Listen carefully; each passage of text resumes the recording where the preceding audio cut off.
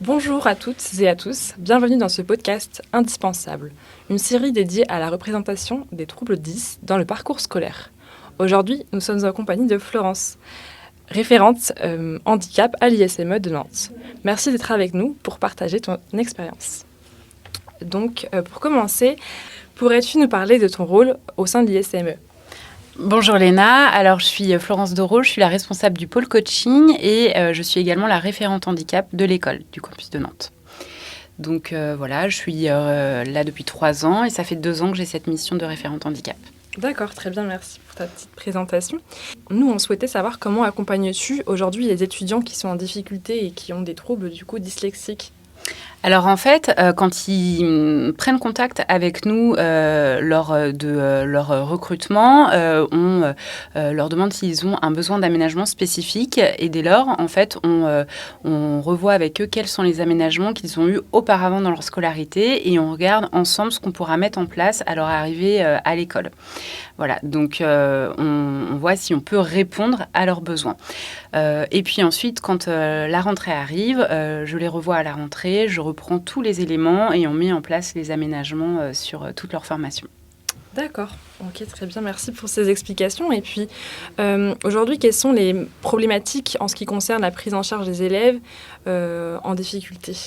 Alors, aujourd'hui, pour te donner une idée, on a 32 étudiants à l'école qui bénéficient d'aménagements pour diverses pathologies. Sur ces 32 étudiants, on en a 27 qui ont un trouble 10. Et sur ces 27, finalement, ils ne représentent que 3,5% de nos étudiants, alors qu'en France, 10% des Français sont atteints d'un trouble 10. Donc, tu vois, déjà, tout le monde ne s'est pas identifié. Oui, c'est sûr. Donc, comment on les accompagne ? Alors, pour ces jeunes-là, ils peuvent bénéficier d'un tiers-temps aux examens, aux épreuves écrites, aux épreuves de pratique.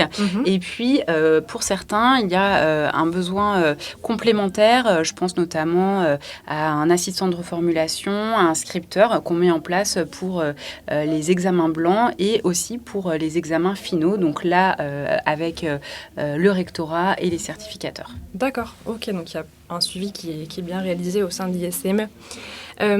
Et quel message voudrais-tu faire passer à travers ce podcast avec ton rôle du coup que tu as au sein de l'ISME ?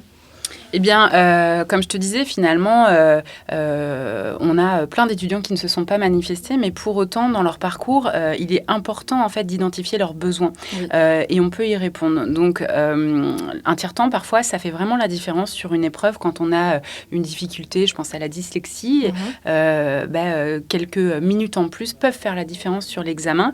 Donc, moi, je les encourage vraiment à se manifester parce que on a la possibilité de les accompagner dans l'objectif d'atteindre la réussite de leur examen. Ok. Et aujourd'hui, quels troubles 10 sont les plus représentés au sein de l'ISME ? Alors à l'ISME, finalement, c'est assez représentatif des troubles 10 qu'on peut avoir en France. Le plus représenté, c'est la dyslexie. Et deuxièmement, c'est la dysorthographie. Ce qu'il faut savoir, en fait, c'est que seuls 21% des Français atteints de troubles n'ont qu'un trouble. Ça veut dire que beaucoup, finalement, de Français ont plusieurs troubles, mais à l'ISME, ce qu'il ressort le plus, c'est la dyslexie et la dysorthographie, donc vraiment en lien avec les études en France. Ok. Ce sont les plus connus. Alors, on a plusieurs dyslexies. Il y a dyslexie, dyscalculie, dysprasie, dysorthographie et dysphasie. Ok, très bien.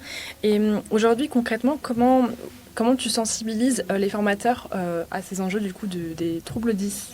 Alors, comme je te disais tout à l'heure, en fait, quand la formation commence, on les alerte en fait sur le fait qu'au sein de ce groupe, tel étudiant a un trouble 10 et on leur dit en fait quels sont ses besoins.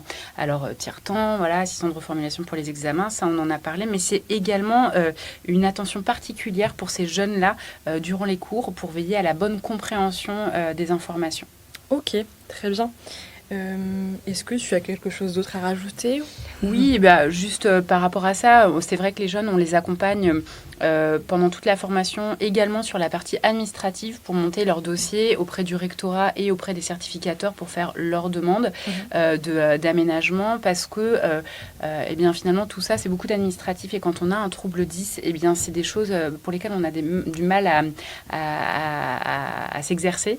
Donc nous on est là en soutien pour les aider sur toute cette partie qui est assez compliquée à faire. Oui, donc il y a un suivi qui est vachement présent qu'on a pu observer, et bien merci.